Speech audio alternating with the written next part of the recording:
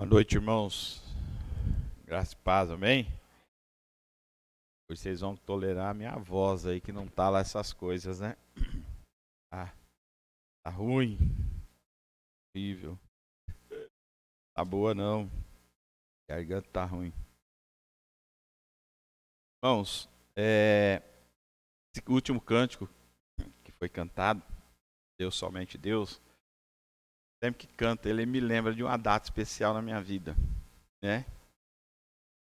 Foi o dia da minha ordenação. 3 cânticos que a gente escolheu para cantar nesse dia. Quando toca, a gente lembra que foi Deus, somente Deus, obreiro aprovado, e o outro agora me estava com ele na mente, fugiu da mente ali, né? E ontem eu completei 11 anos de ordenação, né? Dia 1º de abril, já pensou? Que data, datinha terrível, né? Ainda bem que nós não acreditamos em mentira, né, irmãos? Você acredita em mentira, dia da mentira? Não, né? Nós temos o dia da verdade, né? Mas é bom, ontem lembrei, eu e minha esposa lembramos lá a minha ordenação. Mas, irmãos, vamos abrir as nossas Bíblias, então, nós meditarmos a palavra de Deus hoje. Lá em Isaías, capítulo 1,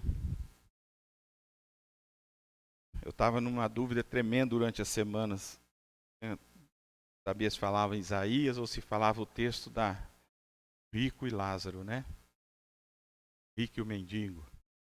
Mas Deus conduziu para esse texto de hoje. Isaías, capítulo 1.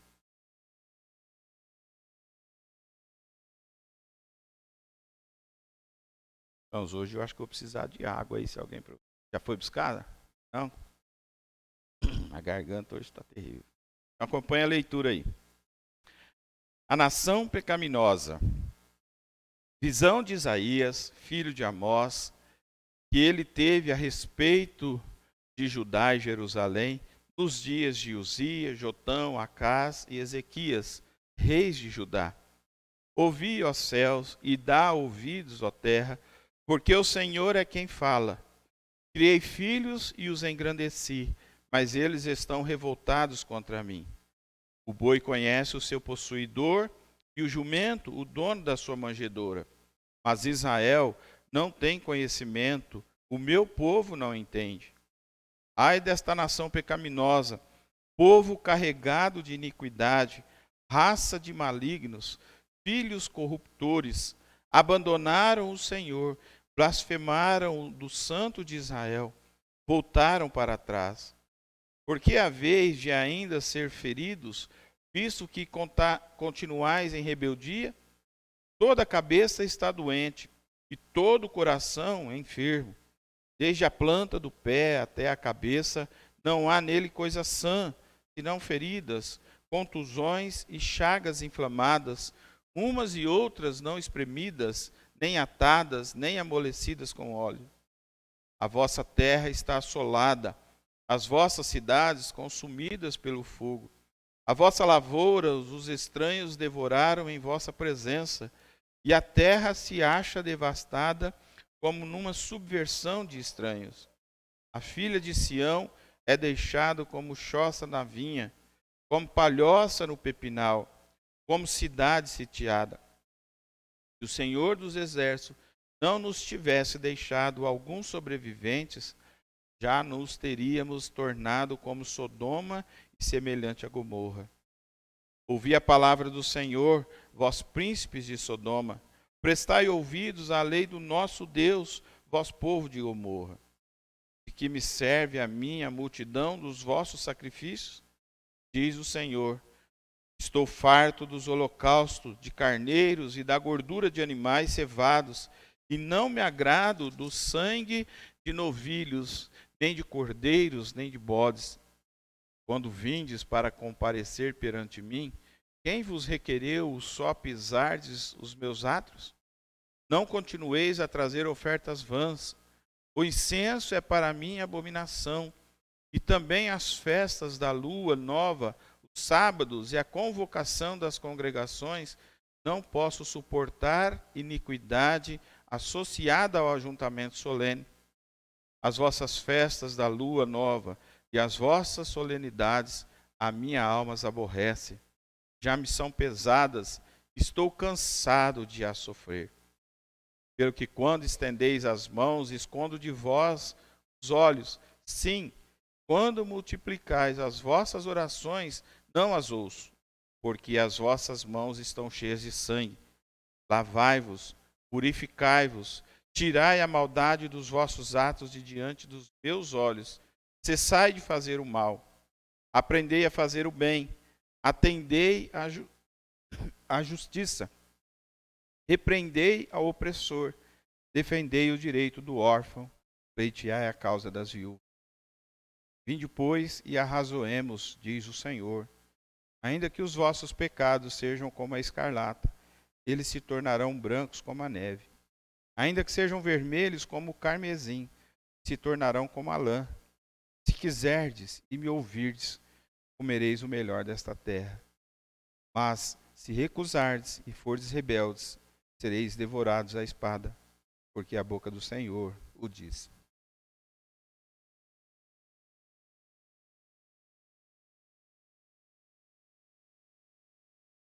Orar. Deus, no momento que lemos a tua palavra, dá-nos, ó Pai, sabedoria, discernimento, para entendermos aquilo que o Senhor tem para as nossas mentes, para o nosso coração nesta noite. Em nome de Jesus, Pai, o Senhor trate cada um de nós, conforme a tua vontade, conforme o teu querer, conforme aquilo que o Senhor tem para nós esta noite. Saiamos daqui mais desejosos de fazer a tua vontade, de agradar ao Senhor. Em nome de Jesus. Amém. Irmãos, como nós já lemos no começo, a gente vê que Isaías, como nós estamos estudando Miqueias, né? Isaías foi contemporâneo de Miqueias. Eles profetizaram na mesma época, né? Na época dos reinados aí, né? Como diz aí, de Uzias, Jotão, Acás e Ezequias. Né? Eles foram contemporâneos, pregaram e falaram a mesma coisa. Né? A palavra desses dois irmãos, né, era que eles estavam trazendo para o povo de Deus uma palavra, uma mensagem, né, de acusação, de condenação e de julgamento pelo que eles estavam fazendo. A maldição de Deus estava caindo sobre a nação de Israel. Né? Então, nós lermos Miqueias e agora Isaías, se a gente for ler, a gente vai ver que a mensagem é essa. Nós já começamos pelo primeiro capítulo, falando sobre isso. Né? Você sabe como foi que Isaías morreu, irmãos? Alguém tem ideia de como foi a morte de Isaías? Ninguém sabe, ninguém teve a curiosidade. Partido ao meio, cerrado, irmãos, né? Cerrado ao meio, né? Que coisa terrível. Alguém ser cerrado ao meio vivo. Morto não. Pensou, irmãos? Aberto lá aí, ó. Coisa horrível, né? A gente pensar que alguém pode ter uma morte desse jeito. Mas muitos cristãos morreram de maneira trágica. E eu imagino, irmãos, que nesse momento Deus deve trazer confusão. Deus deve tirar toda a dor. Deus deve levar logo os seus. E eu acredito que seja assim. Não quero experimentar uma morte dessa, né? Quero. Mas, irmãos, a gente começa vendo aqui no capítulo 1, a própria visão que Deus dá a Isaías para esse povo é uma visão de alguém, de um Deus que conhece o seu povo, sabe o que está acontecendo no meio do povo. E ele já diz aqui para esse povo, né? Já começa dizendo: ouvi, ó céus, dá ouvidos, ó terra, porque o Senhor fala, criei filhos e os engrandeci, mas eles estão revoltados contra. Você que é pai e que é mãe, já passou por essa situação de sentir o seu filho revoltado contra você? Alguém aqui já passou por isso? De ver um filho se revoltando, um filho desejando talvez o mal ou desobedecendo tanto o pai e a mãe? Quem já passou por isso deve saber como é ruim, como é triste ver essa reação de um filho. E é isso que Deus está dizendo. Um Deus que está dizendo, olha, criei filhos, os engrandeci, mas eles estão revoltados contra mim. Se voltaram para trás. O boi, ele diz, o boi conhece o seu possuidor, o jumento, o dono da sua manjedoura, mas Israel não tem conhecimento, o meu povo não entende. Deus está triste com o seu povo. Deus está decepcionado com aqueles a quem ele escolheu para ser o seu povo, para andar nos caminhos de Deus. E olha só as coisas terríveis que Deus diz para esse povo. Ai desta nação pecaminosa. Começa por aí. Uma nação pecaminosa. E aqui Deus está falando, irmãos, uma nação, usar o nosso linguajar, uma nação crente, O povo de Deus, seus escolhidos. Deus não está dizendo isso para o mundo, para os iníquos, para os gentios, não. Deus está se referindo ao seu povo, aqueles que ele escolheu, aqueles que ele chamou para ser um povo que foi escolhido para se relacionar com Deus. E agora então, Deus diz para ele, olha, nação pecaminosa, povo carregado de iniquidade, raça de malignos, filhos corruptores, abandonaram o Senhor, blasfemaram do Santo de Israel, voltaram para trás. Pois só de ouvir aqui, irmãos, já dá uma tristeza de ouvir Deus falando isso desse povo. Povo rebelde, de um povo que deixou de amar o seu Senhor, um povo que deixou de obedecer ao seu Deus, de um povo que se voltou contra o seu próprio Senhor, a quem Deus havia estabelecido uma aliança. E agora Deus então diz para eles, raça de malignos, vocês estão carregados de iniquidade, vocês se tornaram corruptos, toda a cabeça está doente, todo o coração enfermo, desde a planta do pé até a cabeça não há nele coisa sã, senão feridas, confusões, chagas inflamadas, outras não espremidas, nem atadas, nem amolecidas.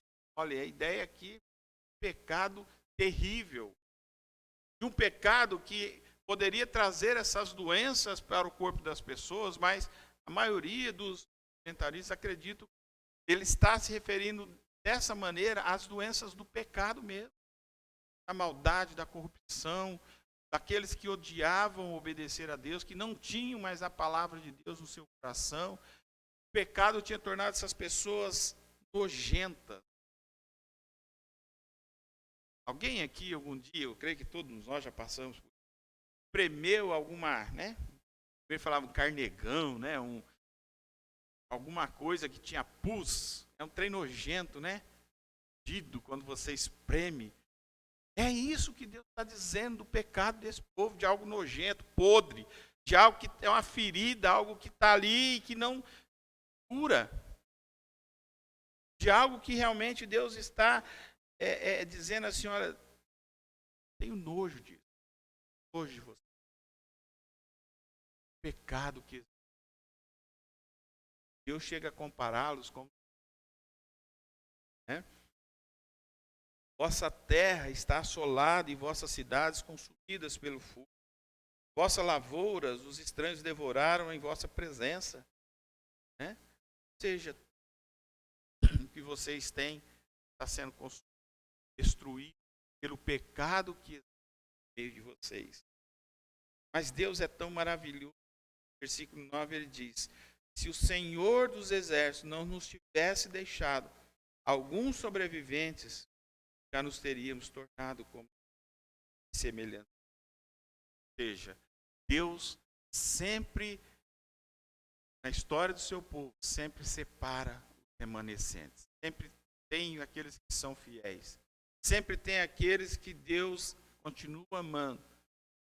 Por causa desses, Deus não destrói a todos. Porque o que aconteceu com Sodoma e Gomorra? Destruição total. O anjo só esperou que Ló e sua família saíssem dali para que pudesse destruir. E aqui ele diz, se não fosse o exército, se não tivesse deixado alguns sobreviventes, alguns remanescentes, alguns que continuaram fiéis a Deus, nós já teríamos passado por isso. Teríamos sido destruídos.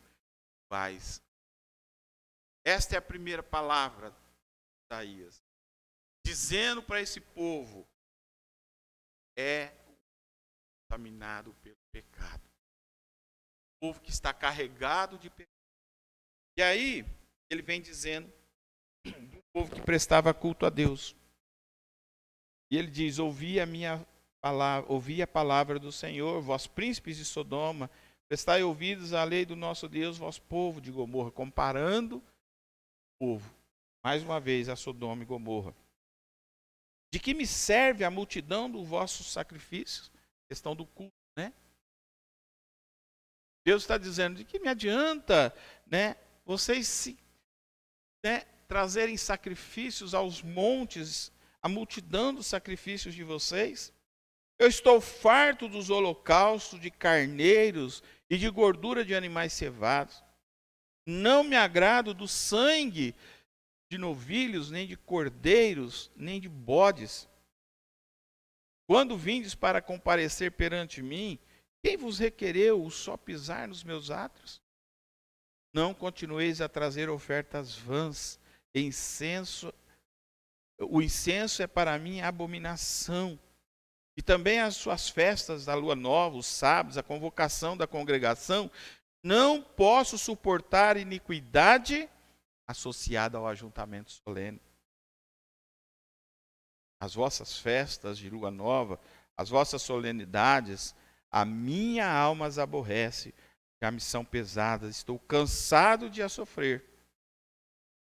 Pelo que, quando estendeis as mãos, escondo de vós os olhos. Sim, quando multiplicai as vossas orações, não as ouço, porque as vossas mãos estão cheias de sangue. Deus está condenando o culto que aquele povo estava oferecendo. Deus estava dizendo: vocês estão tão sujos, tão podres, tão cheios de pecados, tão cheios, né, de coisas que me desagradam. E o culto que vocês oferecem a mim não me agrada. Não me contento com ele.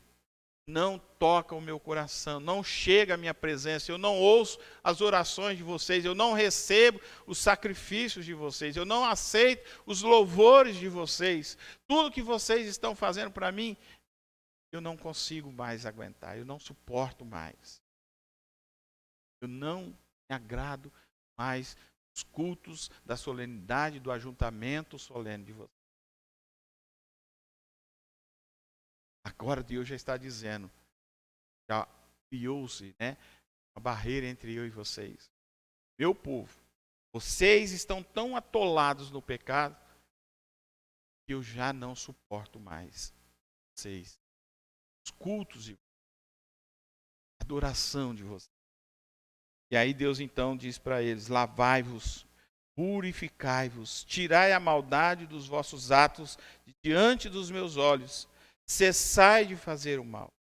Aprendei a fazer o bem, atendei à justiça, repreendei o opressor, defendei o direito do órfão, pleiteai a causa das viúvas. Deus então mostra a eles uma maneira de corrigir isso. Deus mostra a eles, irmãos, como acertar as suas vidas diante de Deus, lavando, colocando diante de Deus de maneira humilde, se arrependendo dos seus pecados, das suas maldades, lavando-se, purificando-se, tirando aquela maldade que existia no coração daquele povo. Cessando de fazer o mal, mas aprendendo a fazer o bem, praticando a justiça, repreendendo o opressor, defendendo o direito do órfão e da viúva. É isso que Deus diz para eles. Mas, irmãos, o mais interessante deste texto, a parte que eu mais gosto disso, é de que Deus aponta os nossos erros, de que Deus mostra onde nós estamos errados, de que Deus aponta também as duro, irmãos, era se Deus somente falasse dos nossos erros, dos nossos pecados, nos julgasse e nos condenasse. Mas Ele mostra que há uma solução. Versículo seguinte, de 18 a 20, Deus traz a solução para isso. Ele diz: vinde, pois, e arrazoemos, ou seja, vamos conversar, vamos discutir esse assunto. Diz o Senhor: ainda que os vossos pecados sejam como a escarlata, eles se tornarão brancos como a neve. Ainda que sejam vermelhos como o carmesim, se tornarão como a lã. Se quiserdes, olha só, se quiserdes e me ouvirdes, comereis o melhor desta terra. Mas se recusardes e fordes rebeldes, sereis devorados à espada, porque a boca do Senhor o disse. Irmãos, Deus a todo momento, a todo instante, está nos levando ou nos confrontando nossos pecados. A todo momento, Deus nos mostra e nos traz a solução para o problema. Ele nunca mostra o erro e não mostra a solução. Sempre faz isso. Hoje, Deus continua tendo um povo. Somos nós. Nós somos uma parte do povo de Deus aqui nesta igreja. Deus continua se relacionando conosco através do seu Espírito Santo que habita em nós hoje. E Deus continua mostrando que, como povo de Deus, nós estamos sujeitos aos erros e aos pecados. Mas Ele também fala, irmãos, que a nós também é dada essa oportunidade de nos lavarmos, de nos purificarmos, de deixar de fazer o mal. Nós temos a oportunidade, irmãos, de conversarmos com Deus, de discutirmos com Deus os nossos problemas, os nossos erros, os nossos pecados, e ouvirmos a sua palavra para sermos abençoados por Deus com o perdão dos nossos pecados. Para que então possamos, como ele diz aí, olha, se vocês quiserdes e me ouvirdes, ninguém é obrigado. Mas se você está num relacionamento com Deus, se Deus chamou para ser povo de Deus, Ele nos chama, irmãos, para que nós possamos consertar as coisas. Para que nós possamos, então, comermos o melhor desta terra. Mas lembrando que se não quisermos, se nós recusarmos e formos rebeldes, existe um destino. Existe um lugar, irmãos, preparado para aqueles que não querem se acertar com Deus. A gente olha, irmãos, quando a gente olha para um texto desse,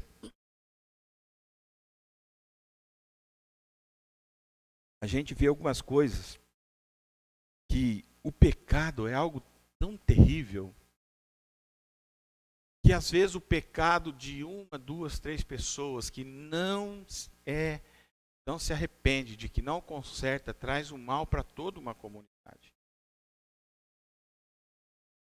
O pecado que fica acobertado, irmãos, ele prejudica todo um trabalho, toda uma igreja, porque existe um pecado acobertado. O pecado está aqui e não foi tratado.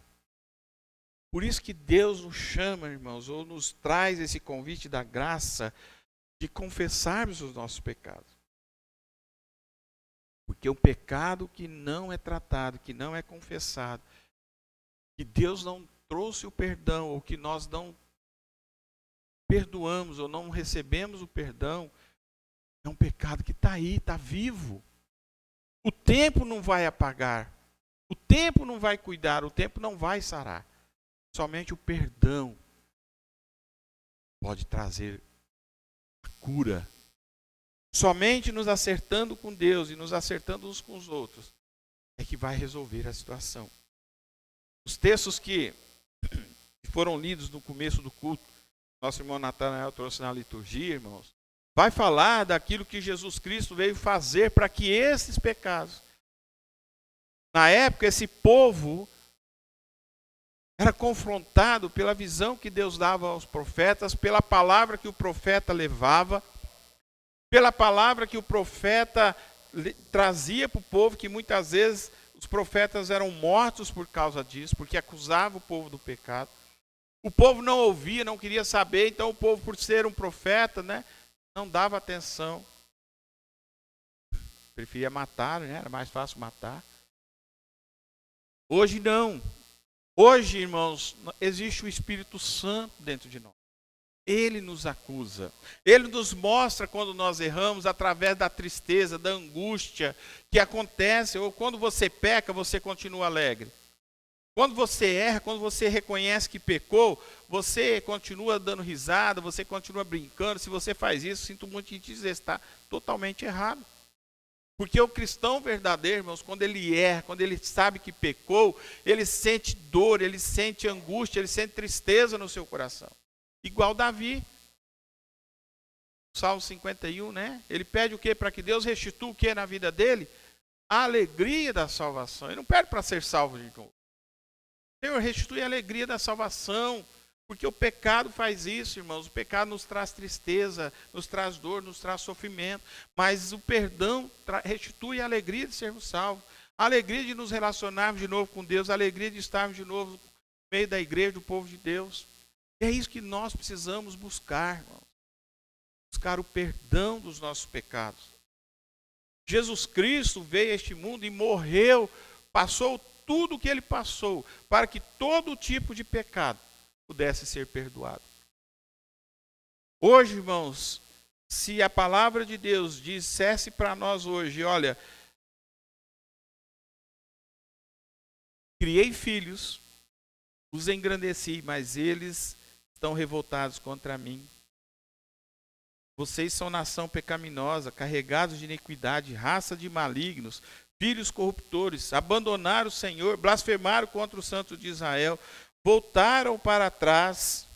Vocês têm a cabeça toda doente, estão com o coração enfermo, toda a planta do pé até a cabeça não há coisa sã, senão feridas, contusões, chagas inflamadas, outras não espremidas, nem atadas, nem amolecidas pelo óleo. Vocês estão parecendo com Sodoma e Gomorra. Eu não aceito a multidão do sacrifício de vocês.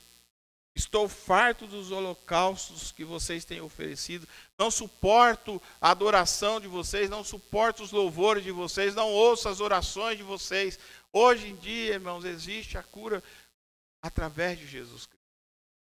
Essa época em que a palavra foi dita para eles, eles viviam debaixo da lei.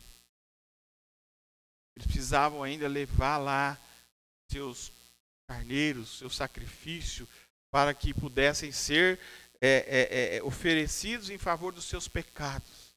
Tanto que Deus chama eles aqui para uma conversa. Eles precisavam depois ir lá se acertar com o sacerdote.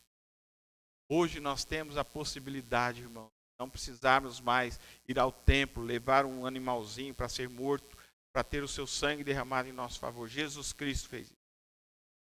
Cordeiro Pascual, o Cordeiro de Deus que tira o pecado do mundo. Ele sofreu lá na cruz.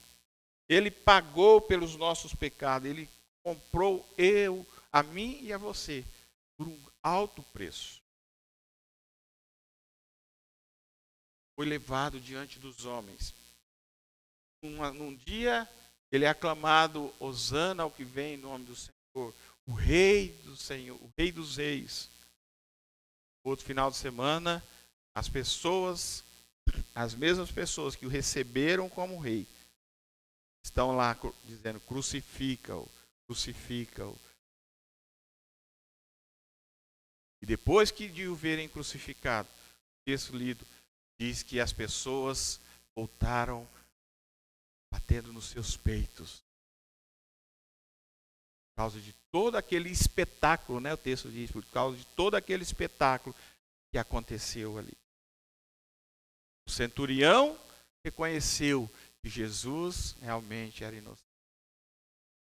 Nós hoje, irmãos, como eu disse de manhã, hoje nós temos essa consciência porque está escrito. Nós acreditamos nisso pela fé implantada em nosso coração.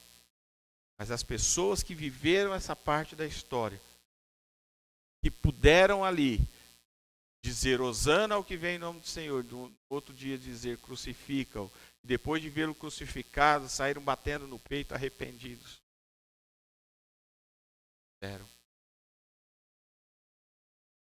Nós sabemos hoje que a história está relatada na palavra de Deus. E é por causa desse sacrifício de Jesus que nós vamos lembrar, que nós lembramos de manhã e vamos lembrar agora há pouco, daqui a pouco. É por causa do que ele fez que nós podemos, irmãos, buscá-lo. Nós temos a graça e o poder de buscar a Deus. Eu não preciso mais ir até o pastor ou ir até quem quer que seja e levar um animalzinho e dizer, está aqui, ó, né, mata, leva lá, oferece esse animalzinho para que os meus pecados sejam. Jesus pagou. Jesus derramou o sangue. Eu posso ir lá no meu quarto, lá no secreto, me prostrar diante de Deus e dizer, Senhor, me perdoa. Limpa o meu coração, lava as minhas iniquidades, como ele diz aqui para esse povo. Lavai-vos, purificai-vos, tirai a maldade dos vossos atos diante dos meus olhos. Cessai de fazer o mal, aprendei a fazer o bem. Pratique a justiça, repreende o opressor e defende o direito do órfão e das viúvas. Faça o bem, arrependa-se do mal, se lave, se prostre diante de Deus, que morreu para que nós pudéssemos ter essa oportunidade. Se você tem algum problema com alguém, se acerte. Vá lá, peça perdão. Não é só diante de Deus, não é só com Deus que nós precisamos acertar. Nós precisamos nos acertar com o nosso marido, com a nossa esposa, com o nosso irmão, com o nosso vizinho, com o nosso filho, com o nosso pai, com a nossa mãe. Se eu ofendi alguém, eu preciso ir lá me acertar com ela. Deus nos deu perdão. E ele diz para que nós também, a própria oração do Pai Nosso diz lá, alguém lembra como que diz lá? Perdoa, Senhor, as nossas, como? Nós perdoamos aos nossos devedores. Então, olha só, irmãos, eu estou dizendo a Deus, perdoa, Senhor, as minhas dívidas, como eu perdoo aqueles que têm dívida comigo. E Jesus ainda completa, né? Jesus, depois que termina, ele deixa um pouquinho mais pesado. Se você não perdoar aquele que te ofendeu, tão pouco o Pai Celeste perdoará os seus pecados. Está lá, irmãos. É só ler. Então, irmãos, existe chance para nós. Deus, a todo momento, nos chama a uma conversa, a bate-papo, a discutir os nossos erros, os nossos pecados. E ele diz, olha, ainda que os vossos pecados sejam como a escarlata, eles se tornarão brancos como a neve. Ainda que sejam vermelhos como o carmesim, se tornarão como a lã. Se quiserdes e me ouvirdes, comereis o melhor desta terra. Mas se não, continuar rebelde e não me ouvirdes, ó, serão passados a fio de espada. Porque a boca do Senhor o diz. Irmãos, nós hoje temos tudo ao nosso favor. Deus nos chama a vivermos uma vida de relacionamento com Ele. Você pode perdoar sim seu marido. Você pode perdoar sim sua esposa. Você pode perdoar sim seu parente, o seu amigo, o seu irmão em Cristo. Que nós não somos perfeitos. Hoje nós perdoamos, amanhã talvez nós precisemos ser perdoados. Hoje eu estou perdoando a minha esposa. Está aqui, né? Ela me fez um negócio lá. Só exemplo, viu, irmãos? Ela não fez nada, não.